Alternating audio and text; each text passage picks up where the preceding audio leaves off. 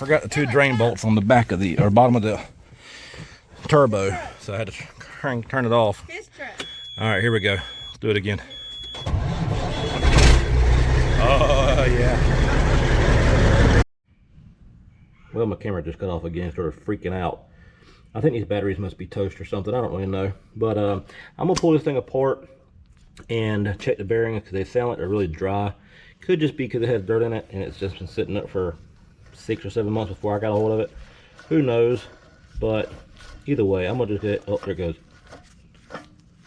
Rough again. So I'm gonna pull it apart, check everything real good, and just go through it. There's no real reason not to. But yeah, so I'm gonna push this thing out. I need to go to Burgall, and then I will be back in just a little while. So it is about 9:30 on Tuesday night. This used to be a full functioning bearing, but it is no longer. So this bearing is fine, that bearing's fine. This is where this pulley come from. Sorry, I meant these pulleys and these pulley. There used to be a bearing, Jesus, there used to be a pulley right here, but it was really loud, and so I was going to take it apart, re-grease the bearings, because most people don't understand that these this little washer looking thing is a dust cover, and you can actually pull those out and pack grease in there. As long as the bearing's not bad, just dry. There's a difference between running dry and, you know, catastrophic failure. But this one was also bad. It was really loud, very dry. I pulled it off, pulled both bearings out, pulled them apart, put some fresh grease in there. It still sounds a little noisy because I mean, this is like the most I've spent so far. But it'll be fine once it actually starts spinning with the motor. It will get the grease all up in there and be good to go. Each pulley has 2 bearings in them, but this one didn't make it. I'll show you the pulley real quick. So this is the pulley, about $100 bearing, $100 pulley, but I can get the bearings tomorrow for probably between $3 to $8. I said between $5 to $8. So yeah, definitely gonna save me a bunch of money getting 2 bearings for that pulley right there versus, you know, buying a whole nother pulley. But also this alternator right here, it also was loud and also locked up whenever I got the truck. As you can see, it is very nasty, very dirty, and this is actually after I have already cleaned it. I blew all the dust out of it. It was full of dust. As you can see, it spins very well now. I took it apart. Let me show you real quick, hold tight. Apart, I pulled the nut off, the pulley, and the fan. You see there's a bolt here, and there's 2 more on the back side. Basically, I took those out. I separated the case. That's why I marked it right here so I could see where I needed to put it back together. I separated the case. There's a bearing in here that's sealed. I pulled the seals off, or one side of the seal off, put some fresh grease in there, and then down on the bottom is a needle bearing. Basically just the bearing that's got long needles instead of balls. So this right here is a ball out of a ball bearing. But pull them out, put fresh grease and everything. I did blow all the dirt and dust out, and now smooth as butter. So just saved myself a bunch of money tonight. That alternator is $400. The bearing, I mean the 2 pulleys would have been $100 a piece. That's $200, so that's $600 I just saved myself, minus the 2 bearings I'm going to buy tomorrow. But yeah, so it's good knowing a few things. I know a thing or two because I've seen a thing or two. All right, y'all, so like I showed y'all last night, this bearing used to look like that bearing. You can pull these seals out, technically they're dust covers around here, and you can repack grease in there. Like if your grease is getting dry, but before the bearing goes bad, you have to go ahead and do that. I've done that a lot, especially on like lawnmowers and stuff, just to save a few bucks. But this one did not make it, and it goes into what I do with the stupid, oh, there it is. It goes into here. So it's got these two bearings, one goes in there, the other one goes on top of it, double stack like that to go in. And so to save myself $100, or a little more than $100 on this pulley for my serpentine belt on the Kenworth, what I did was I took the part numbers on the part number on the dust cover itself, and on this particular one there's actually a part number, you probably can't see it, there's a part number right here as well. It says NTN USA 6203, which is the actual bearing number, and then you got V281, which is a different like a variant or something. So I took those numbers to my local lawnmower dealership, Honest Engines, where I get a lot of my bearings and stuff from, because they just have a whole bunch like that. And I got two brand new bearings. Now these are from China, which, you know, kind of sucks, but that's just what they had in stock. And these bearings cost me $9.99 each. So for $21.50 after tax, I got two brand new bearings to go into this this pulley, and it's that simple. I mean, that's all I had to do, and now let's get them installed. So I saved myself like 80 bucks by doing it this way, and I also saved myself a run to the Kenworth dealership, and I also saved myself a headache, depression, whatever else goes along with having to spend money after I've already spent a lot of money on this truck. So we are going to, as you see, I'm using a socket. Come on now. I'm using a socket. I don't really recommend pressing in bearings like this. It's not really going to hurt anything, but if it's too stiff, you can crack the race. But these actually press out very easy. They're pressing in very easy as well, and so I don't really care.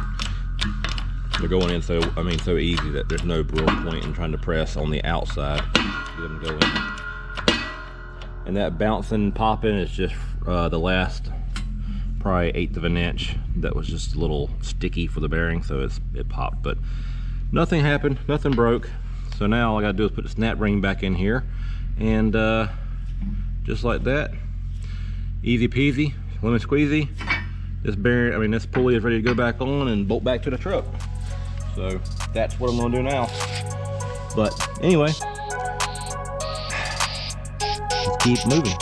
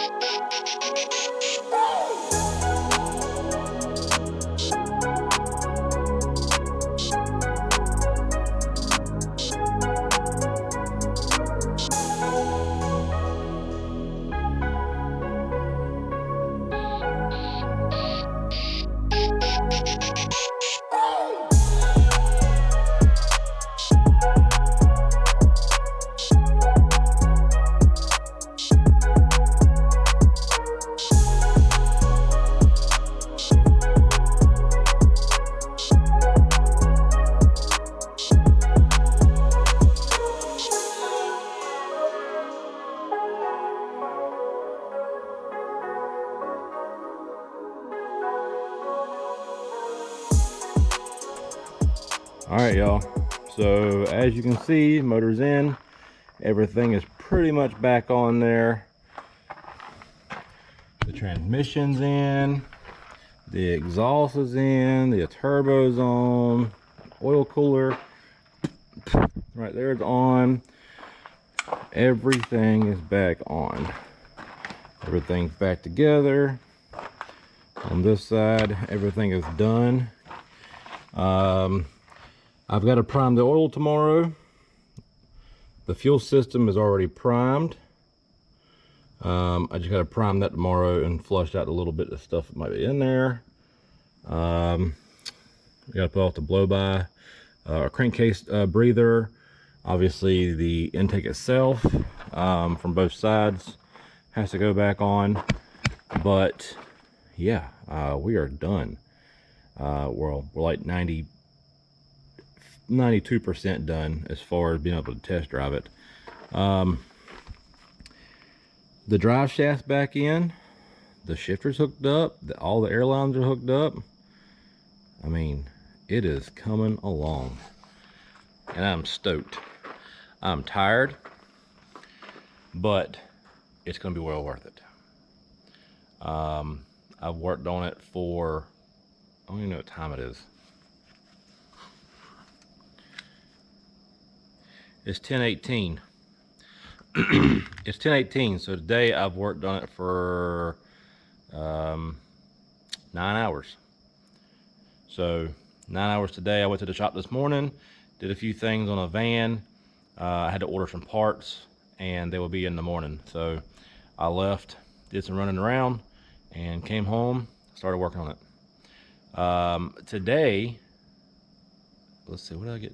Today I got all the wires ran, all the hoses hooked back up, transmission in, drive shafts back in, drive shafts back in, shifter and stuff was all hooked up, belts, the pulleys, the compressor, the alternator, the turbo, part of the exhaust. So I mean, I made a lot of leeway today, and I'm stoked.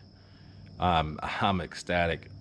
I don't show my emotions very well, so on the inside, I'm jumping up and down with joy. I'm excited. I'm running around in circles right now. I still have to fix the oil dipstick where it got crushed in the wreck. Oh, and I put the starter on today too. But I'm going to fix it the best I can. Cut that small section out. Oh gosh! Oh gosh! Ah, my light fell. Yeah. But yeah, oh god, I'm going to cut the small section out that's messed up. It's roughly an inch, and just find a piece of conduit or something to go back in there, and just TIG weld it back up, because the dipstick tube, I think the lady at Kenworth said it was like $170, and I told her she can keep it. The dipstick itself, I think, was also like $80 or $90, which I don't need that, but that's still ridiculous for a small little thin piece of metal. So yeah, we're gonna just cut this one and fix it. I will show that when I get to that point tomorrow. I still gotta put oil in it. I haven't done that yet, but I will do that tomorrow as well. So there's not a whole lot left. I've got 2 hoses I need to fix. One I accidentally cut with a razor knife, and the other one was just dry rotted and tore. So I will get that tomorrow. And I got the freaking wrong part. I don't know, I know it's gonna be dark out here. I got the wrong fitting that I needed. So I needed a 4-inch fitting to go on a 4-inch pipe. I actually got a fitting to go into a coupling for a 4-inch tube, 4-inch piece of PVC. But I will exchange this tomorrow and then finish making the tank to pressurize the oil system. And I will show that tomorrow as well.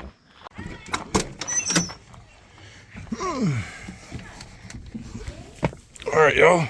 We're going to try to see if this thing's gonna crank and build oil pressure.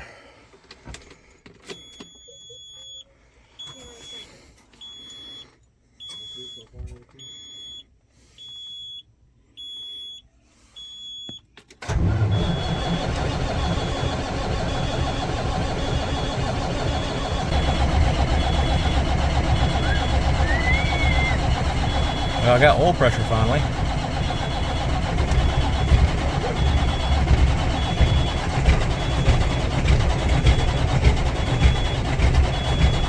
There's the oil pressure.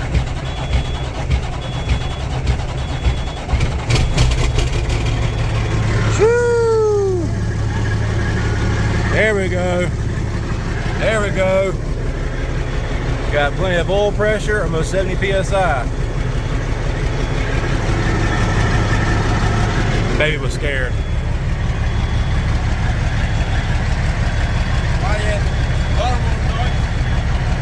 Heck yeah. 70 psi.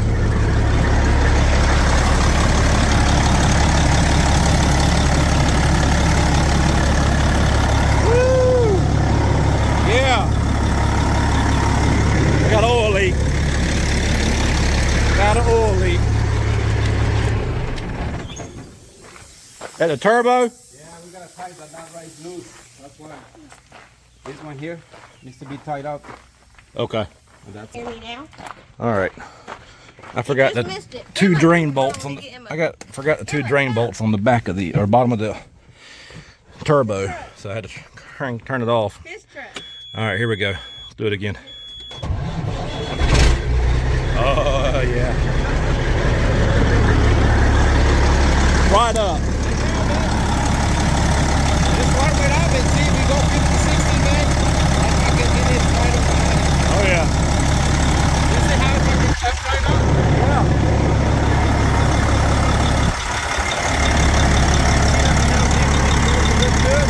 No, nothing else leaking. Yeah. No vibrating at all.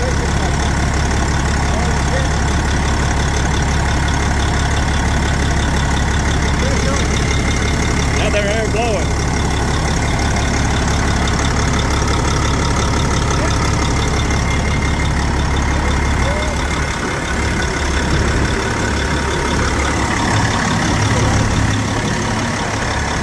Oh, that's water.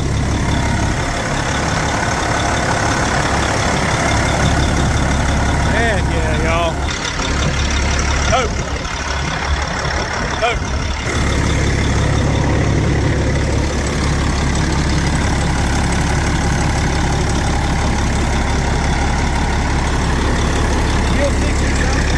Yeah.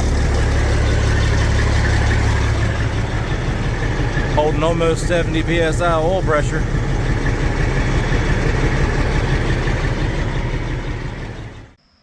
Thanks for watching. Please like, subscribe, hit that notification bell, and if you have any comments, questions, or whatever, put them down in the comment section down below. Thanks for watching. I'll see y'all next time.